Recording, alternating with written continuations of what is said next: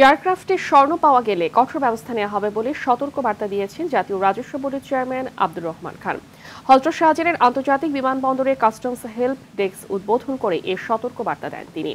NBR chairman বলেন, যেসব এয়ারক্রাফটের ভেতরে স্বর্ণ পাওয়া যাবে তার দায়-দায়িত্ব তাদেরকেই নিতে হবে। স্বর্ণ চোরাচালানের প্রমাণ পাওয়া গেলে ওই এয়ারক্রাফট নিষিদ্ধ ও রুট পারমিট বাতিল করা হবে।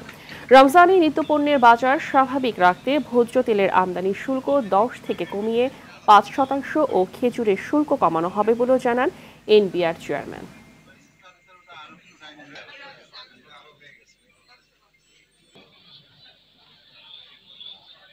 যারা আনেন তারা যখন পেনালাইজড হবেন এবং এটা যখন ফ্রিকুয়েন্টলি হবে তখন মেসেজ চলে যাবে যে এই জিনিস আর এনে লাভ হবে না, কারণ এগুলো ধরা পড়ছে এবং প্রচুর পরিমাণে ট্যাক্স ইম্পোজ হচ্ছে এবং তাদের ব্যবসায়িকভাবে পোষাবে না, তখন এগুলো আনা অটোমেটিক্যালি বন্ধ হয়ে যাবে।